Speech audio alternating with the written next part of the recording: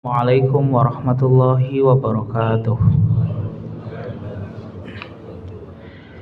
Innal hamdalillah wassalatu wassalamu ala Rasulillah wa ala alihi wa ashabihi wa mawalah. Jamaah salat subuh Masjid Al-Hidayah yang semoga Allah rahmati dan Allah berkahi. Alhamdulillah, tentunya kita bersyukur kepada Allah Subhanahu wa taala. Allah Rabb yang kebaikannya kepada ana dan antum tidak memiliki garis tepi. Allah Rabb yang kebaikannya kepada saya dan Bapak tidak memiliki garis finish. Allah Rabb yang sempurna di dalam namanya. Allah Rabb yang sempurna di dalam sifatnya. Dan Allah Subhanahu wa ta'ala Rabb yang sempurna di dalam segala perbuatannya. Tidak ada keberuntungan bagi kita selaku hambanya, kecuali ana dan antum menggantungkan segala urusan dan perkara kita kepada Allah Subhanahu wa ta'ala. Ujian dan musibah yang Allah berikan kepadaku dan kepadamu itu hanyalah rintikan krimis dan seujung kuku. Akan tetapi kenikmatan dan kebaikan Allah yang datang dalam teras kehidupanku dan kehidupanmu, itu layaknya hujan yang deras berbulan-bulan tanpa henti, dan layaknya samudra yang tidak memiliki garis tepi dan garis ujungnya. Mudah-mudahan ujian dan musibah yang hanya seujung kuku dan rintikan krimis tidak menjadikan diri ana dan antum amnesia terhadap kenikmatan dan kebaikan Allah Subhanahu wa taala. Dan semoga Allah senantiasa membimbing kita dalam setiap titian kebaikan, dan Allah tidak pernah meninggalkan ana dan antum walaupun sekejap mata. Amin. Jamaah salat subuh Masjid Al-Hidayah yang semoga Allah rahmati dan Allah berkahi. Alhamdulillah, hari ini kita masih melanjutkan pembahasan kitab 40 karakteristik mereka yang dicintai oleh Allah Subhanahu wa taala, yang ditulis oleh salah satu murid kesayangannya Syekh Utsaimin rahimahullahu taala, yaitu Syekh Abdul Badawi Al-Khalafi. Kenapa kita membahas kitab ini? Setidaknya ada dua alasan besar yang harus ana dan antum pahami dan ketahui. Alasan yang pertama, kenapa kita membahas kitab ini secara maraton dan estafet?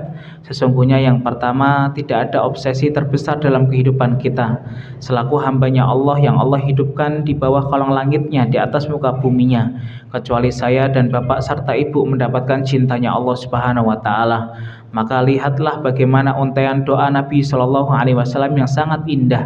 Nabi memprioritaskan cintanya Allah memiliki kedudukan yang pertama dengan doa yang luar biasa indahnya. Allahumma inni as'aluka hubbaka wa hubba man yuhibbuka wa hubba amalin yuqarribuni ila hubbika. Nabiku dan nabimu Muhammad Shallallahu Alaihi Wasallam berdoa kepada Allah Subhanahu Wa Taala meminta tiga cinta. Cinta yang pertama Nabi tunjukkan kepada Allah Subhanahu Wa Taala, ya Allah, aku meminta cintamu. Cinta yang kedua Nabi meminta dari orang-orang yang dicintai oleh Allah Subhanahu Wa Taala. Siapa mereka? Abu Bakar, Umar, Utsman, Ali, Sa'ad bin Abi Waqqas, dan sahabat ridwanullah alaihim yang lainnya. Dan yang ketiga Nabi meminta amal-amal yang paling dicintai oleh Allah, yang mampu mendekatkan kepadanya, kepada Allah Subhanahu Wa Taala.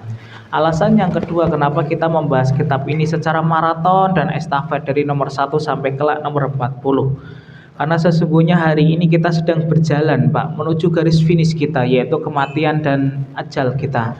Hari ini ada yang usianya 30 tahun, hari ini ada yang usianya 40 tahun, hari ini ada yang usianya 50 tahun. Yang kita khawatirkan bukan matinya dan ajalnya, tapi yang kita khawatirkan karakter apa yang kita bawa ketika menghadap Allah Subhanahu wa taala. Karena kematian dan ajal itu pasti akan datang, sebagaimana kemudian rizki akan menyamperin kita. Kita lihat ada yang kemarin meninggal ketika bencana yang berada di Aceh, di Sumatera. Ada yang meninggal ketika kemudian kebakaran di Cempaka Putih kemarin di drone. Kemudian ada yang meninggal ketika kecelakaan. Yang kita khawatirkan bukan meninggalnya, karena meninggal dan mati pasti akan datang dalam teras kehidupan ana dan antum selaku hambanya Allah yang bernyawa di bawah kolong langitnya, di atas muka buminya. Tapi yang kita khawatirkan karakter apa yang kita bawa menuju Ar-Rahman dan Ar-Rahim saat kita menginjak garis ajal. Semoga ketika kita menginjak garis ajal, karakter yang kita bawa adalah karakter hamba-hamba yang Allah cintai. Kemarin kita sudah membahas karakter yang ketujuh, Pak, yaitu orang-orang yang bertawakal. Berarti sudah 7 karakter yang sudah ana dan antum pahami dan pelajari. Karakter yang pertama hamba yang Allah cintai adalah mereka orang yang bertobat.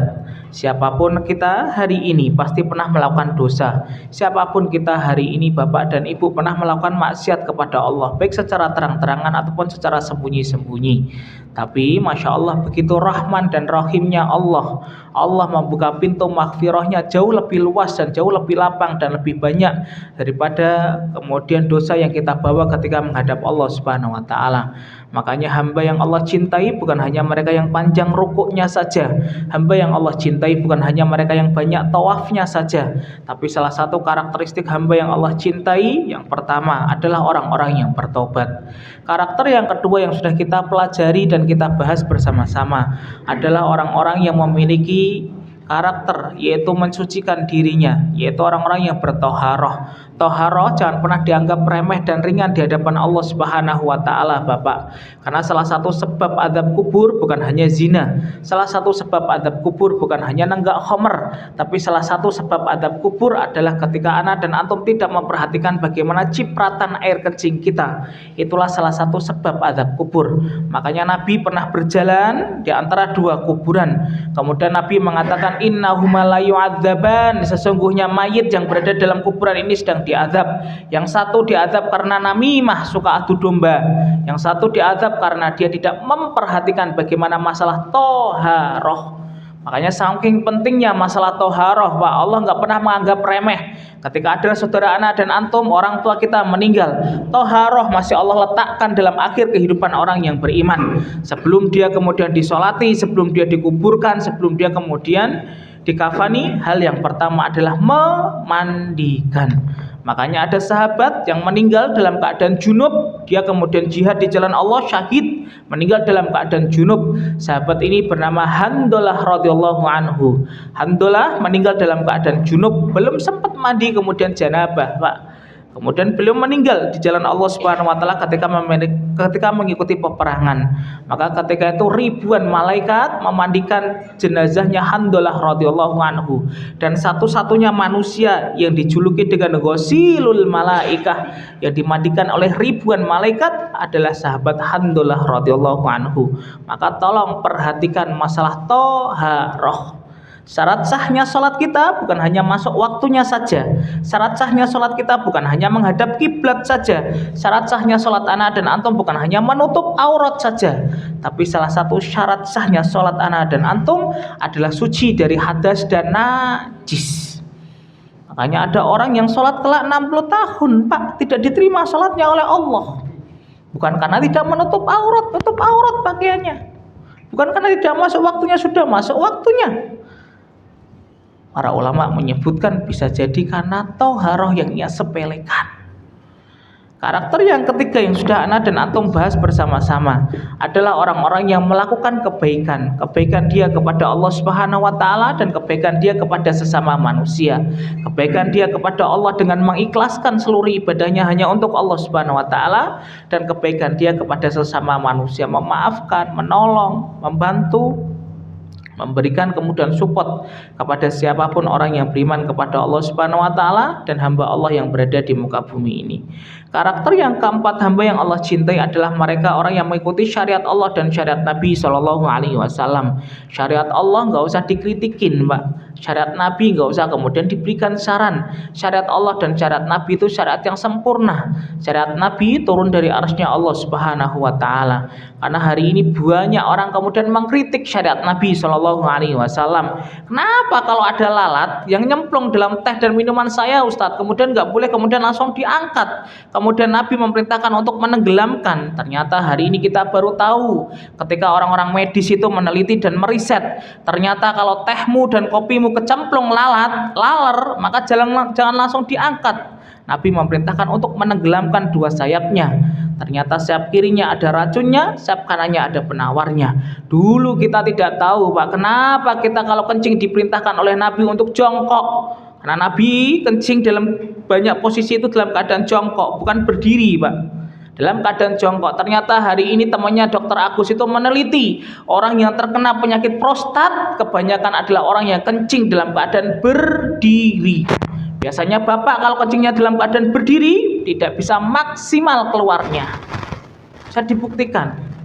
Kenapa kita kalau tidur, Pak, harus dimatikan lampunya?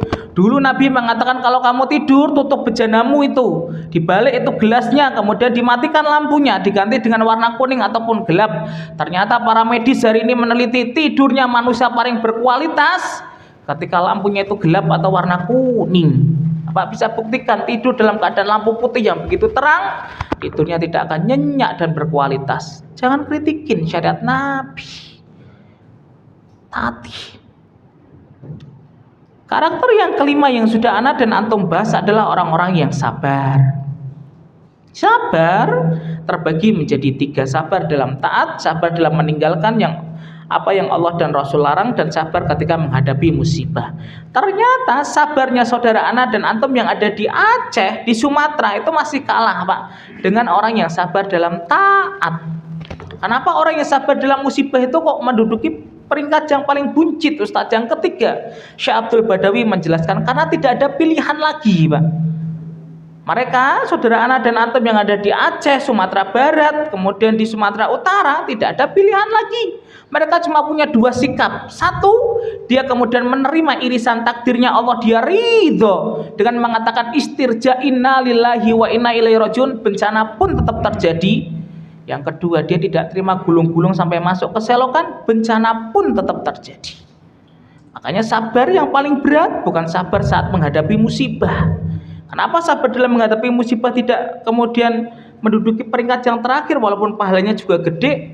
Karena tidak ada pilihan lagi Pak. Ternyata sabar yang paling tinggi, yang paling utama, yang paling berat adalah sabarnya anak dan antum dalam taat. Bapak hari ini setelah sholat subuh nggak balik, padahal bisa kemudian sholat subuh diakhirkan nanti jam 5:20. Habis sholat subuh Bapak kemudian ngikutin taklim, padahal Bapak bisa kemudian nonton bola antara kemudian Persija lawan Persib Bandung kan. Tapi kenapa Bapak duduk? Tahu, karena sabar yang paling berat adalah sabarnya kita dalam ketaatan kepada Allah Subhanahu wa taala. Orang yang keenam, karakter yang keenam, orang yang dicintai oleh Allah Subhanahu wa taala, mereka adalah orang-orang yang bertakwa. Makanya takwa ini luar biasa Pak, kedudukannya di hadapan Allah Subhanahu wa taala. Sampai kemudian Nabi SAW sebelum melepas para sahabat ketika dalam kancah jihad dan perang selalu menasihati tentang takwa. Ittaqillaha haitsuma kunta. Bertakwalah kamu dimanapun kamu berada. Makanya sampai khotib Jumat tidak sah sholat Jumatnya, khutbah Jumatnya, sampai dia menasihati tentang nasihat takwa. Karakter yang ketujuh yang terakhir kita kemarin bahas adalah orang-orang yang bertawakal. Tawakal memiliki 3 syarat. Yang pertama adalah menyandarkan hanya kepada Allah Subhanahu wa taala, jalannya harus syar'i, dan kemudian dia harus berikhtiar sebagaimana ikhtiarnya burung ketika berangkat pagi dalam keadaan perutnya kosong, balik sore perutnya sudah kenyang. Dan hari ini kita akan membahas karakter yang ke-8, yaitu orang-orang yang adil. Syekh Abdul Badawi Al-Khalafi, Bapak dan Ibu jamaah salat subuh Masjid Al-Hidayah yang semoga Allah rahmati dan Allah berkahi, memasukkan golongan yang ke-7 hamba yang Allah cintai adalah orang-orang yang berlaku adil. Adil ini Pak mudah kita ucapkan tapi berat pengamalannya. Karena Allah Subhanahu wa taala berfirman dalam Quran surat Al-Maidah, "Innallaha yuhibbul muqsitin." Sesungguhnya Allah mencintai mereka orang yang adil. Ternyata anak tangga yang bisa mendapatkan cintanya Allah Subhanahu wa taala yang ke-8 adalah adil. Orang yang berlaku adil dia akan mendapatkan ridho dan cintanya Allah Subhanahu wa taala. Lalu apa makna adil Pak? Terkadang kita sering mengucapkan adil, adil, adil, tapi kita tidak tahu apa definisi adil itu. Maka dijelaskan oleh beliau, adil secara bahasa artinya ziddud dzulmi, yaitu lawan kata dari kata kedzaliman. Dzalim lawannya adil, adil lawannya zalim, itu secara bahasa. Lalu apa secara istilah definisi adil itu Ustadz? Syekh Abdul Badawi Al-Khalafi menyebutkan wat'u syai' fi makanihi, menempatkan sesuatu pada tempatnya, itulah yang disebut adil. Orang Pak tidak bisa berlaku adil ketika dia sering berbuat zalim.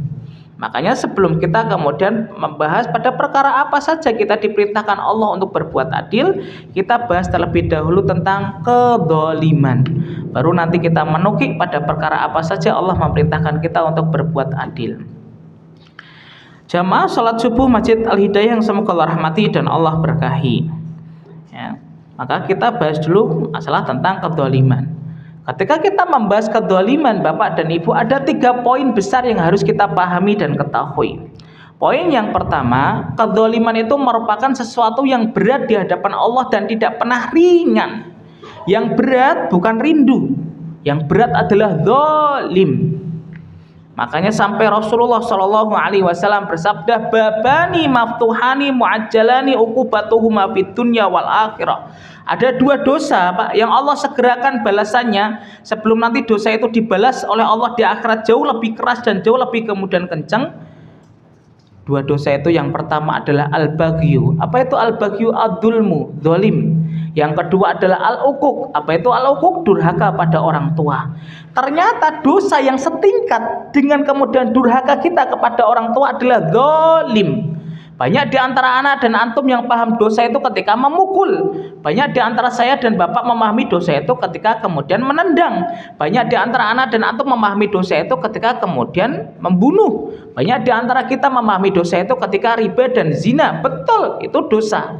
Tapi di antara kita tidak paham bahwasanya kedzaliman itu kemudian dosa besar di hadapan Allah Subhanahu wa taala. Makanya sampai Nabi Shallallahu alaihi wasallam Pak, sebelum beliau meninggal berpuluh-puluh hari Pak, Nabi itu kemudian mengumpulkan para sahabatnya.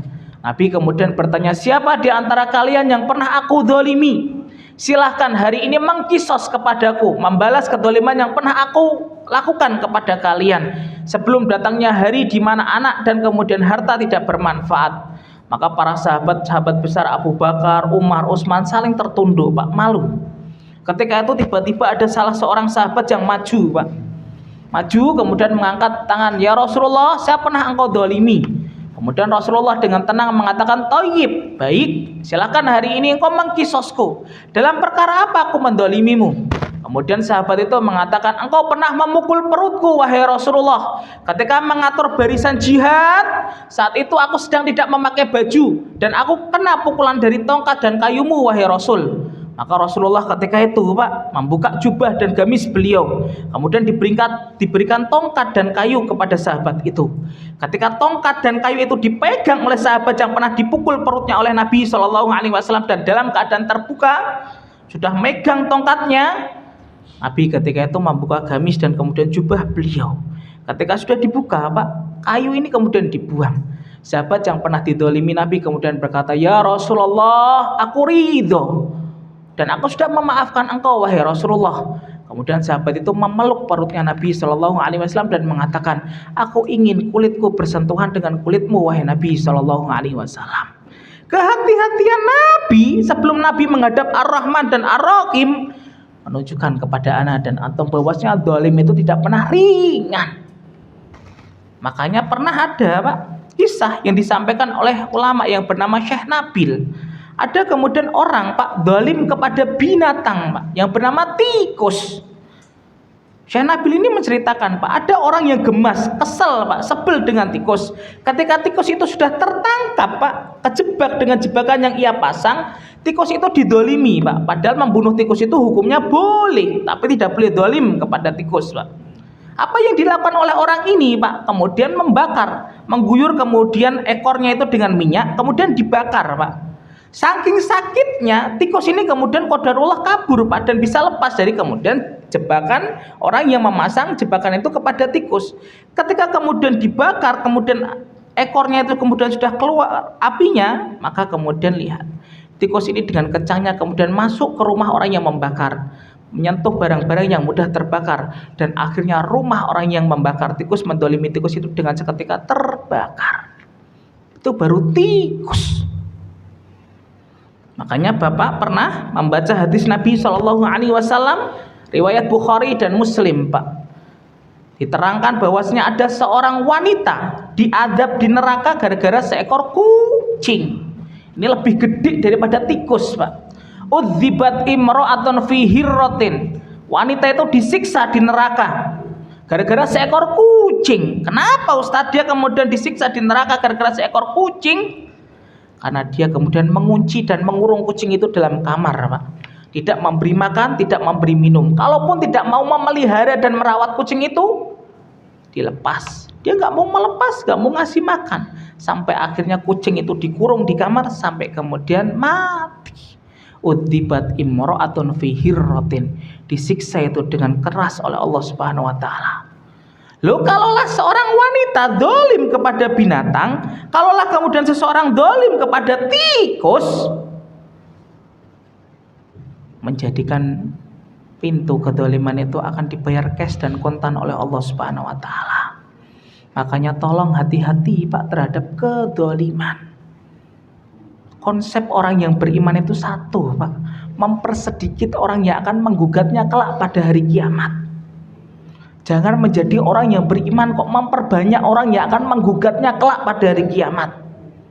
Makanya sampai Rasulullah SAW bersabda, ittaqu minadz-dzulmi fa innahu dzulumatun yaumal qiyamah. Mbok takutlah kamu terhadap kedzaliman, karena kedzaliman itu kelak akan menjadi kegelapan pada hari kiamat.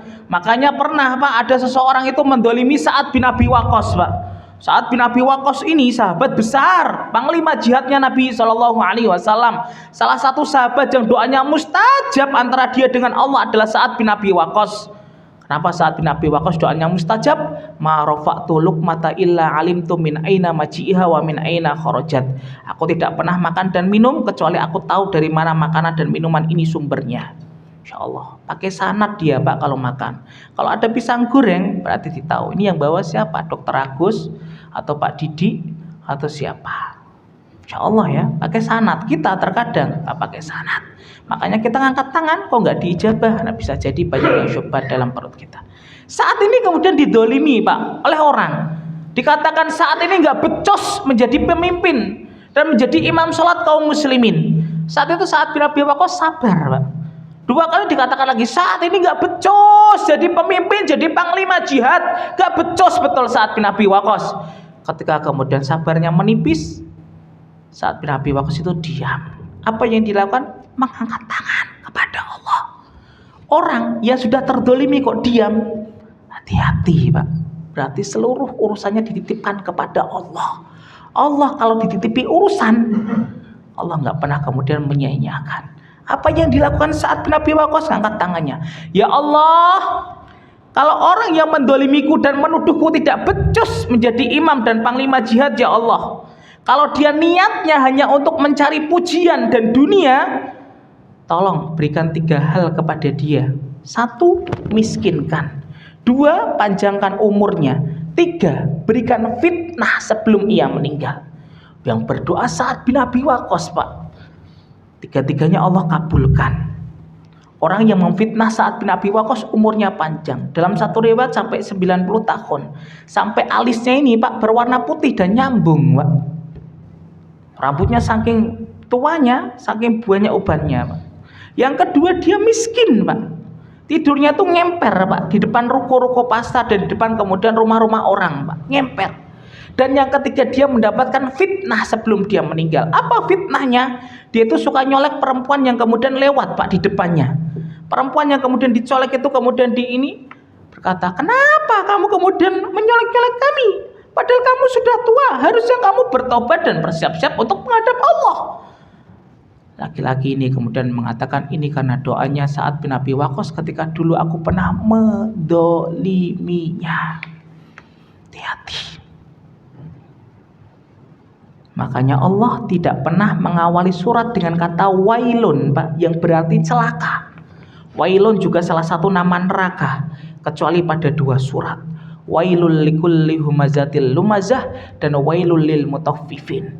Wailul lil mutaffifin, jangan dolim antum kepada saudara kita yang beriman dan kepada manusia dalam hartanya, mengurangi timbangannya, hutang tidak membayar, tidak memberikan gajinya. Hati-hati, celaka. Yang kedua, wailul likulli humazatil lumazah, celaka orang yang suka memvonis, mengumpat, menjatuhkan kehormatan orang yang beriman, menuduh dengan serampangan tanpa kemudian tabayun terlebih dahulu. Hati-hati. Hari ini, Pak, Masya Allah, setan itu begitu pintar. Betul apa yang dikatakan Sa'id bin Musayyib. Setan itu ketika melihat kita sudah ngaji, strateginya setan itu berubah, Pak. Dulu ketika kita sebelum ngaji, Pak, godaannya setan mungkin musik dangdut. Godaannya setan mungkin kemudian riba. Godaannya setan mungkin kemudian nenggak khomer. Tapi setelah kita ngaji, strateginya setan itu berubah, Pak. Tuh hujat tuh kehormatan saudaramu. Hujat. Dihujat. Vonis itu orang yang berbeda denganmu. Vonis. Padahal perbedaannya hanya masalah fikih. Beda masalah kunut, menghujat. Beda masalah kemudian membaca bismillah jahar ataupun sir, memvonis. Tolong. Makanya betul strateginya setan, Pak, kepada anak Adam ketika sebelum menikah, Pak, dijadikan romantis dan rukun, Pak. Tapi setelah menikah dijadikan kemudian tidak romantis dan rukun, Pak. Dulu sebelum menikah 5 jam, ngobrol 5 jam kayak 5 menit. Setelah menikah, masalah lampu saja, Pak, bisa kemudian bertengkar. Masalah kemudian channel televisi antara Indosiar sama RCTI bertengkar. Ngobrol 5 menit kayak nggak usah dijawab, Pak, ketahuan antum, Pak. Coba, itu strateginya setan. Makanya ketika, Masya Allah, hari ini ketika Bapak tidak cocok sama Ustadz, tolong jangan mengumpat. Kalau nggak suka diem. Karena semua orang tidak bisa memuaskan selera kita, Pak. Tidak semua orang yang datang dalam teras kehidupan anak dan antum bisa meneraskan kita, Pak. Bapak suka Ustadz A, silahkan ambil ilmunya. Bapak nggak suka Ustadz B, diem, nggak usah kemudian mengumpat dan menghujat. Karena hari ini, Pak, di tempat-tempat kajian, di tempat-tempat majelis ilmu, sedih kita. Ketika setan itu tepuk tangan, Pak. Ternyata saya ganggu dengan kemudian dangdut, gagal. Ganggu dengan konten-konten pornografi, gagal. Ternyata ada dosa yang jauh lebih besar ketika dia kemudian menjatuhkan kehormatan orang yang beriman. Mana dalilnya, Ustadz? Loh, antum baca, Pak, dalil tentang riba. Innar riba, sesungguhnya riba itu, Pak, memiliki 73 sampai 79 pintu dosa.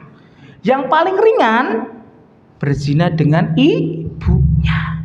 Yang paling berat menjatuhkan kehormatan orang beriman tanpa adanya bukti. Antum baca itu. Loh, seandainya ada WTS, Pak, ada wanita yang menjajakan dirinya di pinggir jalan selama 2 bulan berturut-turut. Betul dosa besar, tapi dosanya masih rendah daripada orang yang menghujat, memvonis, menjatuhkan kehormatan orang yang beriman. Makanya Allah itu jaga betul agar anak dan antum berbuat adil. Kita lihat, Pak, besok kalau Ramadan 1447 Hijriah ditetapkan, berapa butuh saksi, Pak, untuk menetapkan 1 Ramadan? 1 orang saksi. Pak Didik lihat hilal di Cakung, sudah tingginya 3 derajat, besok Ramadan 1447 Hijriah. Menentukan 1 Syawal, Pak, Idul Fitri, butuh berapa saksi, Pak? Butuh berapa saksi? 2 saksi, Pak. Pak Agus sama Pak Didik lihat hilal di Cakung, maka 1 Syawal kemudian terjadi. Tapi untuk memvonis saudara anak dan antum zina, Pak, butuh berapa saksi? 1 orang saksi, antum yang dicambuk, Pak. 2 orang saksi, antum yang dicambuk dua-duanya, Pak. 3 orang saksi, antum bertiga yang dicambuk, Pak. 4 itu harus live lihatnya, Pak. Masya Allah ya gayanya ya sambil nyenggal jenggot, nggak mungkin kan, Pak. Kalau ada 3 yang 1 baru on the way, 3-3-nya dicambuk, Pak. 4-4-nya harus lihat. Masya Allah. Makanya tolong, kalau nggak cocok sama orang biasa, tapi jangan kemudian menjatuhkan kehormatannya. Kedzaliman itu, Pak, kalau sudah dibuka pintunya, Allah nggak pernah nutup. Kalau nggak hari ini, besok. Kalau nggak besok, lusa. Kalau nggak lusa, pekan depan. Tapi dipastikan sebelum antum meninggal dunia, ketika antum pernah berbuat zalim dan tidak meminta maaf, maka siap-siap Allah yang akan menyelesaikan balasannya. Makanya tolong, dosa itu ada dua, Pak. Ada hakullah, ada hakul adami.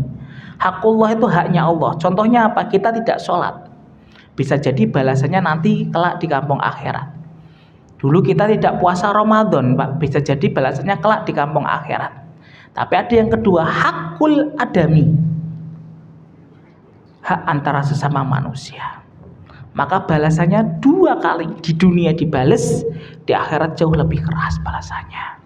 Tolong, kalau kita ngaji Riyadhus Shalihin, Bulughul Maram, Arba'in, jangan jadikan tempat ngaji kita untuk memvonis dan menjatuhkan kehormatan orang yang beriman.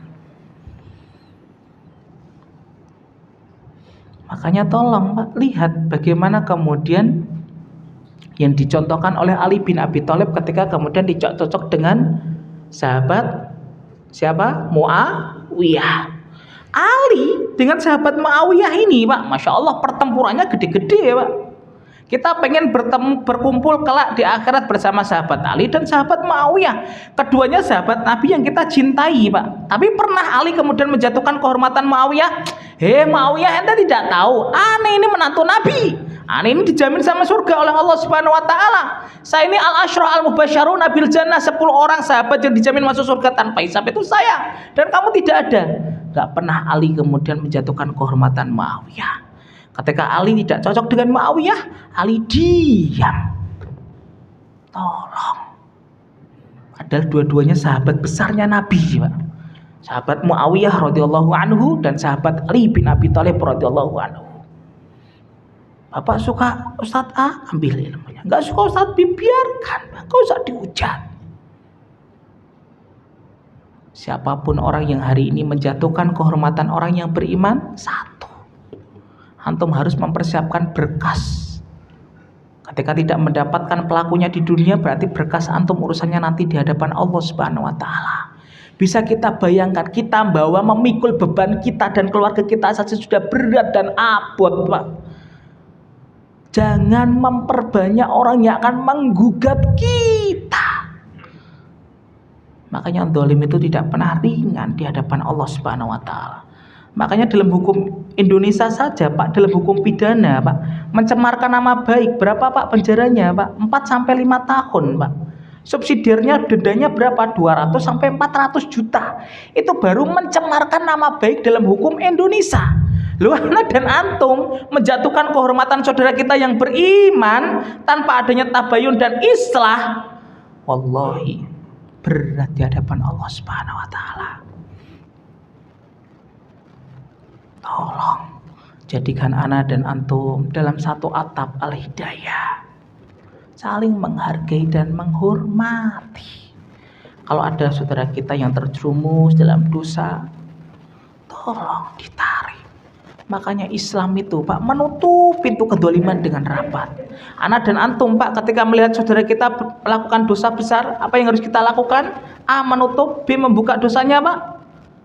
Atau B, Pak, menutup. Diperintahkan oleh Allah dan Rasul untuk menutup.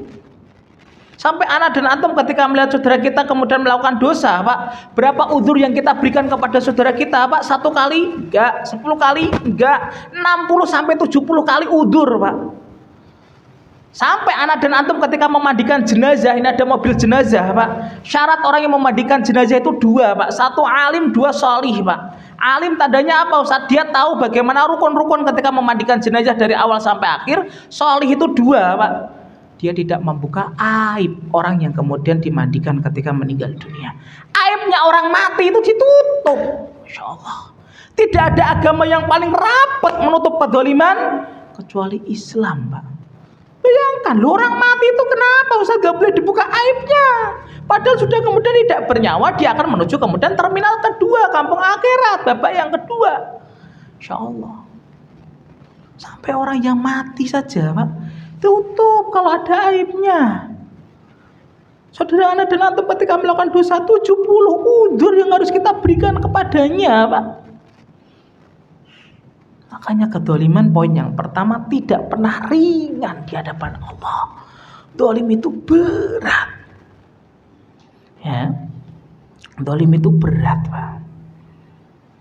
Makanya tolong perhatikan betul, ya. Makanya poin yang kedua, apa dalam poin yang kedua pada perkara zalim ini, disunahkan bagi kita, Pak, ketika terzalimi untuk memaafkan dan melakukan kebaikan kepadanya. Masya Allah, ini berat sekali, Pak. Misalkan kita terzalimi, ada orang menzalimi kita, mengatakan seperti ini menghujat. Ada dua yang diberikan Islam, Pak. Kita boleh membalas dengan setimpal. Yang kedua, kita memaafkan dan memberikan kebaikan kepadanya. Yang paling besar adalah poin yang kedua. Misalkan Bapak naik mobil, kemudian serempetan di jalan. Ada orang mengatakan babi, Bapak kemudian memberikan air putih dan kemudian lontong, maka pahalanya langsung dari Allah Subhanahu wa taala. Tapi kalau Bapak mengatakan babi juga, nah berarti nggak mendapatkan pahala langsung dari Allah Subhanahu wa taala. Ya, makanya sampai Imam Ibnu Qudamah menjelaskan, Pak, salah satu amal la tuzanu bihil mizan. Ada 3 amal yang kelak ketika ditimbang oleh Allah Subhanahu wa taala, amal ini, Pak, mizan yang menimbang amal ini tidak mampu memikul dan membopongnya, Pak. Amal apa saja, Ustadz? Disebutkan oleh Imam Ibnu Qudamah ketika beliau meneliti satu persatu, Pak. Biasanya Allah ketika memerintahkan amalan, Pak, detail balasannya, Pak. Contoh, Allah memerintahkan kita membaca Quran. Setiap hurufnya mendapatkan berapa kebaikan, Pak? 10 kebaikan. Allah memerintahkan kita sholat syuruk, mendapatkan pahala sebagaimana umroh. Allah memerintahkan kemudian kita jihad, sampai orang yang jihad ketika meninggal dunia mampu memberikan syafaat 70 orang saudaranya, dan dia akan dinikahkan dengan bidadari. Amalan jihad, amalan umroh, amalan haji, amalan sholat disebutkan, Pak, pahalanya. Tapi ada 3 amal, kalau kita meneliti dalam Quran dan hadis, Allah menyembunyikan amal ini, Pak. Berapa pahalanya? Karena saking gedenya dan saking besarnya pahala yang Allah siapkan. Amal yang pertama apa, Ustadz? Amal ketaatan kita di bulan Ramadan ketika diterima oleh Allah Subhanahu wa taala. Makanya tidak mengherankan para sahabat, Pak, 6 bulan sebelum datangnya bulan Ramadan mereka sudah berdoa kepada Allah Subhanahu wa taala. Kita berdoanya ketika sirup marjan hari ini sudah mulai iklan di Indosiar. Gajah duduk sudah mulai nongol di RCTI, kan, Pak. Kue-kue sudah mulai nongol di Indomaret, kan, Pak. Oh, 2 bulan lagi, karena udah Rajab Sa'ban. Coba, para sahabat 6 bulan, Pak. Berarti sejak bulan Muharram mereka sudah berdoa, Allahumma salimni ila Ramadan wa salimli Ramadan wa tasallamhu minni mutaqabbala. Kenapa mereka berdoanya 6 bulan sebelum datangnya bulan Ramadan, Ustaz? Karena mereka para sahabat hatinya sensitif, tahu betul tidak ada transaksi yang paling mahal, prime time-nya kita menjual dagangan kita kepada pembeli kita yaitu Allah Subhanahu wa taala, kecuali terjadi pada waktu bulan Ramadan. Makanya Allah nggak pernah menyebutkan pahalanya. Rasulullah hanya bersabda dalam hadis qudsi, wasaumuli wa ana ajzi bihi. Puasa itu untukku dan Allah langsung yang memberikan balasannya. 700 kali lipat, Ustaz, Allah nggak memberitahu. 800 kali lipat, Nabi nggak mengabarkan kepada anak dan antum. Amal yang kedua, Pak, yang Allah sembunyikan balasnya karena saking gedenya amal ini, Pak, sampai mizan dan malaikat itu tidak mampu memikul dan memberikan pahala kepada orang yang melakukan amal ini, adalah amalan sabar. Makanya sabar berat sekali, Pak. Mudah diucapkan tapi luar biasa beratnya ketika kita mengamalkan. Dalilnya apa, Ustadz? Quran surat Az-Zumar ayat yang kemudian 10. Innama yuwaffas sabiruna ajruhum bighairi hisab. Pahala bagi orang yang bersabar ketika mereka melakukan ketaatan, meninggalkan larangan yang Allah dan Rasul larang, menghadapi musibah dan cobaan, pahalanya langsung dari Allah Subhanahu wa taala. Makanya kelak di akhirat, Pak, manusia itu dibagi menjadi 2, Pak. Ada yang pahalanya melalui malaikat, ada yang pahalanya langsung diberikan oleh Allah Subhanahu wa taala. Maka malaikat menyeru, aina haula ajruhu 'ala Allah. Di mana mereka orang-orang yang pahalanya langsung Allah yang memberikan? Maka orang yang puasanya Ramadannya diterima, ketaatan Ramadannya diterima, sabarnya diterima oleh Allah, berkumpul. Orang yang memaafkan, melakukan kebaikan, berkumpul. Allah langsung yang memberikan balasannya. Kenapa yang memberikan balasannya Allah, Ustaz? Karena timbangan mizan itu gak kuat memikulnya dan malaikat gak kuat membawanya. Analogi mudahnya, Pak, kalau ada anak yang kemudian obesitas sampai berat badannya sampai 500 kilo, bisa ditimbang dengan digital, Pak? Gak bisa. Digital itu akan muter, gak keluar angkanya. Timbangnya pakai apa, Ustaz? Pakai timbangan beras. Dia ditarik, diangkat, kemudian ditaruh di beras, timbangan beras, akan keluar beratnya berapa. Itu analogi mudahnya. Dan amal yang ketiga yang Allah tidak menyebutkan pahalanya adalah amal memaafkan dan masih berbuat baik kepada orang yang mendolimi ana dan antum. Mana dalilnya? Quran surat Asy-Syura ayat yang ke-40. Faman afa wa aslaha fa ajruhu 'ala Allah. Barang siapa yang memaafkan kesalahan orang yang pernah mendolimi ana dan antum, wa aslaha, bukan hanya memaafkan, Pak, wa aslaha, dan dia memberikan kebaikan, feedback kebaikan kepadanya, ajruhu 'ala Allah, pahalanya langsung Allah yang memberikan. Makanya lihat, Pak, kalau kita lomba, kalau juara harapan 4, Pak, yang memberikan siapa? Paling Pak RW. Kalau lomba juara harapan 4. Kalau juara 1, yang memberikan siapa hadiahnya? Pak Pramono Anung, Bang Dul bisa jadi, Rano Karno, karena juara 1. Itu analogi mudahnya, Pak. Makanya orang yang kemudian memaafkan dan masih kemudian memberikan kebaikan pada orang yang menyakiti dirinya, mendolimi dirinya, Allah langsung yang memberikan balasannya. Lihat contoh pada sahabat besar, mertua Nabi SAW bernama Abu Bakar As-Siddiq radhiyallahu anhu. Siapa putri Abu Bakar yang nikah dengan Nabi SAW, Pak? Ibunda Aisyah radhiyallahu anha. Lihat, ketika terjadi fitnah yang dibesarkan oleh orang-orang munafik, bahwasanya istri Nabi, putri Abu Bakar As-Siddiq radhiyallahu anhu telah berzina, maka ada kerabat miskinnya Abu Bakar, Pak, yang ikut menggembosi dan membesarkan berita kemudian zinanya ibunda Aisyah. Siapa sahabat itu, Pak? Mistah bin Usasah. Mistah bin Usasah ini sahabat miskinnya, kerabat miskinnya Abu Bakar As-Siddiq. Padahal Abu Bakar As-Siddiq setiap bulan, Pak, menyantuni dan memberikan bantuan finansial kepada Mistah bin Usasah. Tapi ketika terjadi berita bohong yang dibesarkan oleh orang-orang munafik bahwasanya ibunda Aisyah radhiyallahu anha telah berzina, Mistah bin Usasah ini termasuk orang yang membesarkan. Maka ketika itu Abu Bakar mengatakan, mulai hari ini saya akan stop bantuan saya kepadamu, wahai Mistah bin Usasah, ketika kamu kemudian membesarkan berita bohong bahwasanya putriku, istri Nabi SAW, ibunda Aisyah telah berzina. Kemudian 1, 2, 3, 4, 5, 6, 7, 8, 9, 10 hari Allah turunkan kemudian surah An-Nur yang membersihkan nama ibunda Aisyah, tidak pernah berzina, mendekati zina aja tidak pernah, apalagi berzina. Kemudian lihat apa yang dilakukan Abu Bakar kepada kerabat miskinnya yang bernama Mistah bin Usasah.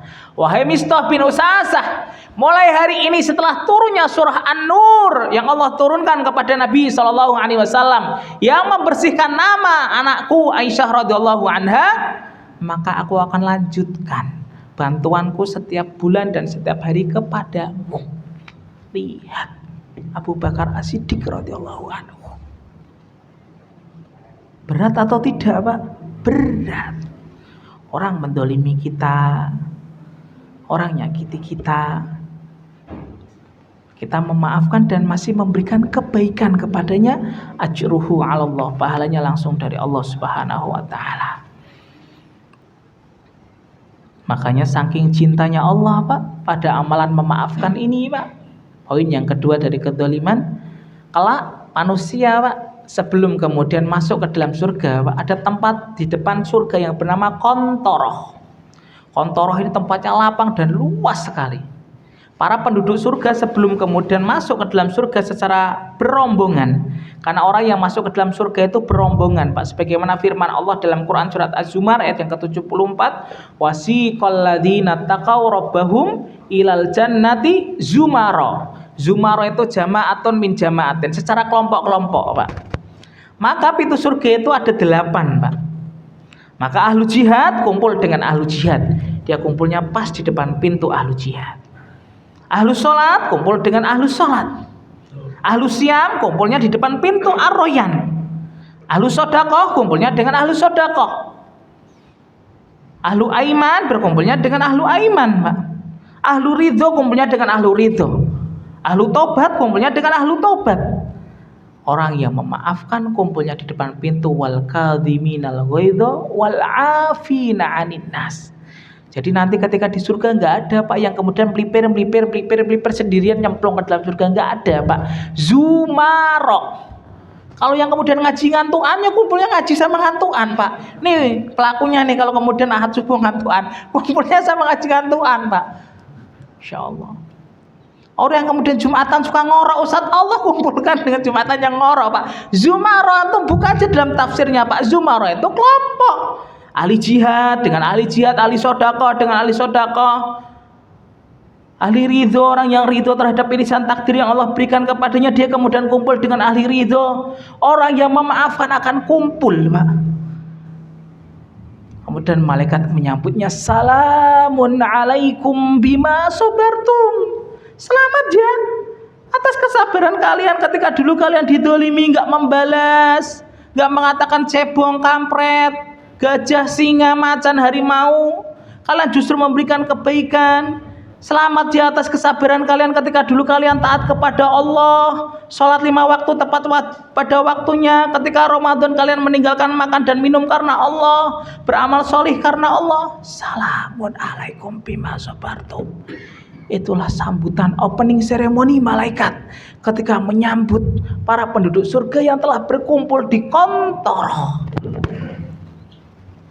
Poin yang kedua, disunahkan untuk memaafkan orang yang pernah mendolimi ana dan antum. Bukan hanya memaafkan, memberikan kebaikan sebagaimana sahabat Abu Bakar kepada Mistah bin Usasa. Poin yang ketiga yang terakhir, jamaah sholat subuh Masjid Al-Hidayah.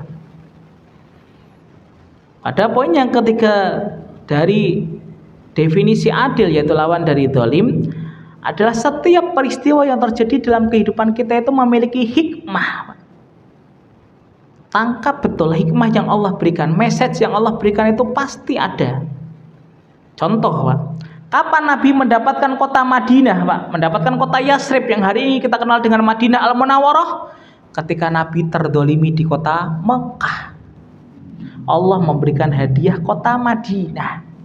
10 tahun Nabi berdakwah di kota Madinah sampai dakwah nyampe ke Nusantara ini. Makanya kalau ada orang yang terdolimi, kok dia senyum-senyum, berarti dia paham. Bentar lagi kota Madinah akan datang dalam teras kehidupanku. Tapi habis ini jangan nyuruh orang, ya Pak, dolimi saya biar kota Madinah datang. Salah itu, Pak. Ya.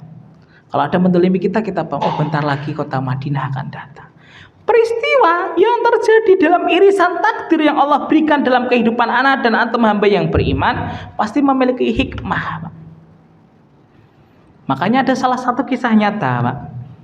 Ada orang, Pak, yang kerja di bank, Pak. Kemudian dia di PHK secara tidak hormat. Ketika kemudian circle-nya, Pak, kelompoknya ini, Pak, divisinya ini memfitnah. Bapak ini kemudian melakukan markup ataupun korupsi dalam kantor tersebut. Padahal beliau mengatakan, saya tidak pernah markup, Ustaz. Kemudian atasannya, direkturnya manggil, Pak. Karena banyak orang itu memvonis orang itu dengan telinganya, bukan dengan matanya, Pak. Banyak di antara kita menghukumi orang itu dengan telinga, dengan apa yang kita dengar, bukan dengan apa yang kita lihat. Itu kaidah, Pak. Padahal kita harus kemudian dengan mata, dengan telinga, dan kemudian dengan ilmu kita.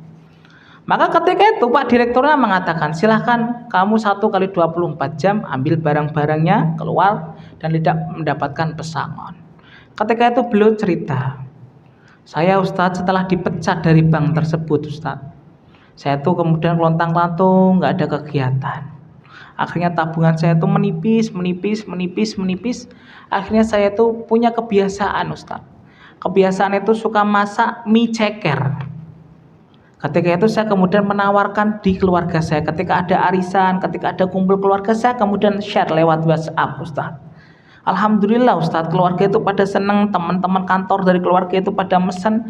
Akhirnya saya kemudian memberanikan diri untuk membuka kemudian ruko dan toko mie ceker ini. Akhirnya ketika buka ruko, Pak, rame lagi, belum membuka beberapa cabang di Jakarta Selatan. Akhirnya beliau kemudian ketika ketemu berkata, coba dulu saya nggak difitnah dan tidak didolimi oleh kemudian circle saya, mungkin bisa jadi saya nggak bisa jadi bos hari ini dengan kemudian ratusan karyawan. Saya masih kemudian bekerja di kemudian sesuatu yang haram, yang ribawi. Tapi karena Masya Allah, Allah mengirim. Setiap irisan takdir itu pasti memiliki hikmah. Akhirnya saya menjadi kemudian pengusaha yang memiliki kemudian ratusan karyawan dan beberapa cabang. Ambil hikmah yang Allah kirimkan dalam setiap irisan takdir yang Allah berikan kepada ana dan antum. Ya. Kalau ada orang yang mendolimi ana dan antum, dalam hati, Pak, pasti memiliki hikmah yang Allah berikan kepada kita. Maka sebagai penutup, Pak, pada kemudian kajian pagi hari ini ada kisah nyata, Pak, yang disampaikan oleh ulama salaf, Pak. Saya lupa namanya. Tapi kisah ini sering kemudian ulang-ulang oleh para masyayikh, para syekh-syekh yang berada di Timur Tengah. Ada seorang raja, Pak, ketika pagi hari itu ngupas buah, Pak. Ketika ngupas buah, qadarullah, Pak, pesonya ini nyentuh ke jempolnya, Pak. Ketika nyentuh ke jempolnya ini kemudian sampai kemudian pengen putus. Ketika itu dia nanya kepada Perdana Menterinya, Pak, saya ketika ngupas buah jempol saya ini mau putus. Maka kemudian Perdana Menterinya ini orang solih, Pak, mengatakan fihi khair, di dalamnya itu ada kebaikan, wahai sang raja. Sang raja ini kemudian marah, Pak, loh kok kebaikan? Jempol saya mau putus ketika saya mengupas buah, kenapa so? Kok ada kebaikan dari mana? Saking marahnya sang raja memerintahkan kepada tentaranya, masukkan ini Perdana Menteri ke dalam penjara. Masukkan ke dalam penjara, Pak. Ketika itu, Pak, Perdana Menterinya masuk ke dalam penjara. Sang raja ini memiliki kesukaan, Pak. Sukanya itu memburu hewan, Pak. Hewan buruan yang berada di hutan. Saking kemudian senangnya, Pak, sang raja pada memburu, maka ketika itu sang raja tidak membawa perlengkapan yang lengkap. Hanya beberapa prajurit tentaranya yang diajak berburu dengan sang raja ini. Ketika berburu, Pak, saking asyiknya melewati kemudian wilayah kerajaannya sampai masuk pada suku-suku yang kemudian senang mempersembahkan tumbal kepada dewa yang ia sembah. Maka ketika ketangkap, Pak, suku-suku ini kemudian mengatakan, kita sudah lama nggak memberikan tumbal kepada dewa yang kita sembah. Ini kita dapat kemudian tangkapan ketika sang raja dan tentaranya ditangkap, Pak. Kita kemudian jadikan tumbal saja. Oke, kita jadikan tumbal. Ketika itu kepala sukunya datang, Pak. Kita kemudian sisakan yang baik-baik, kemudian fisiknya dan kemudian tubuhnya. Ketika itu sang raja hanya disisakan beberapa orang, Pak. Tentaranya yang berjumlah 20-30 orang dibunuh, Pak. Ketika itu tinggal beberapa orang, kepala sukunya ini manggil dukun, Pak. Kita panggil dukun kita dulu, mana yang paling layak di antara ini yang masih hidup untuk dijadikan tumbal kepada dewa sesembahan kita. Maka pilihannya kepala suku jatuh kepada sang raja. Dukun pun mengatakan sang raja yang paling bagus dan siap untuk kemudian dijadikan tumbal. Ketika itu dilihat fisiknya, Pak. Ketika dilihat fisiknya, jempolnya ini, Pak, mau putus, ada perbannya. Kemudian dibuka, Pak. Loh, jempolnya mau putus, gak bisa ini jadikan tumbal. Sebagaimana kita kalau mau kurban, Pak, kambing kalau kemudian pecah, kemudian ininya nggak bisa kan dijadikan kemudian kurban, Pak. Kemudian sang raja ini dilepas, Pak. Udah dilepas aja, jempolnya mau putus, dilepas. Sang raja, Pak, dalam pikirannya tidak ada yang pertama dituju kecuali Perdana Menterinya yang ada di penjara. Kemudian Perdana Menterinya disamperin, Pak, dibuka itu selnya sendiri oleh sang raja. Kemudian sang raja meminta maaf, maafin saya ya Perdana Menteriku, saya telah memenjarakanmu. Perdana Menterinya ini orang soleh kemudian mengatakan fihi khair, di dalamnya ada kebaikan wahai raja. Coba kalau kamu kemudian nggak memenjarakanku, siapa yang kamu ajak untuk kemudian berburu? Pasti aku. Kalau jatuh pilihannya bukan ke kamu, saya yang jadi tumbal. Kemudian ketika itu para ulama yang menyampaikan kisah ini selalu namanya mengatakan fihi khair. Katakan dalam setiap peristiwa dalam kehidupan ana dan antum pasti memiliki kebaikan. Katakan fihi khair. Pasti ada kebaikan. Bapak tinggal di Serdang, bisa bertemu dengan jamaah di Masjid Al-Hidayah, fihi khair, pasti ada kebaikan. Semoga anak dan antum termasuk orang yang bisa mengambil hikmah dan kebaikan yang Allah berikan dalam teras kehidupan kita, dan semoga kita termasuk hamba yang Allah cintai. Berarti adil secara bahasa lawan dari dolim, adil secara istilah adalah menempatkan sesuatu pada tempatnya. Pada perkara apa saja kita diperintahkan Allah untuk adil, pada kita bahas pada pertemuan yang akan datang. Berarti poinnya 3, dolim itu tidak pernah ringan di hadapan Allah, berat. Yang kedua, disunahkan ketika kita terdolimi maka memaafkan. Bukan hanya memaafkan tapi memberikan kebaikan. Yang ketiga, peristiwa dalam kehidupan kita pasti memiliki kebaikan dan hikmah. Sebagaimana hikmah dan kebaikan yang diberikan Allah kepada Nabi ketika Nabi terdolimi di kota Mekah, kota lahirnya, justru Allah memberikan kepada Nabi SAW kemenangan melalui kota Yasrib yang hari ini kita kenal dengan Madinah. Padahal Nabi dakwah di kota Mekah Pak, jauh lebih lama daripada kota Madinah. 13 tahun Nabi dakwah di kota Mekah, 10 tahun Nabi dakwah di kota Madinah. Tapi pada 10 tahun ini Allah memberikan kemenangan sampai dakwah tersebar di Nusantara ini. Wallahu a'lam bishawab. Sebelum ditutup, ada yang diskusikan Pak tentang makna adil secara bahasa dan istilah. Cukup? Ya, intinya mempersedikit orang yang akan menggugat kita pada hari kiamat. Jangan pernah memperbanyak musuh. Kalau nggak suka sama ustadz, nggak suka sama orang, lebih baik diam. Itu yang menyelamatkan ana dan antum. Karena setiap ucapan, setiap ketikan, setiap apa yang kita bicarakan akan mencari pelakunya. Kalau nggak dapat di dunia, maka pelakunya akan dikejar oleh Allah sampai akhirat. Astaghfirullahaladzim wa astaghfiru minkum katsiran. Subhanakallahumma wa bihamdika asyhadu an la ilaha illa anta astaghfiruka wa atubu ilaik. Pada perkara apa saja kita adil, kita bahas pada pertemuan yang akan datang. Mempersiapkan diri di Ramadan, di bulan Ashhurul Hurum dengan memperbanyak amal sholih. Silahkan yang punya hutang puasa, yang kemarin puasanya ditukar dengan warteg, yang kemarin puasanya ditukar dengan mangga aromanis Pak, silahkan dibayar sebelum kemudian terlambat.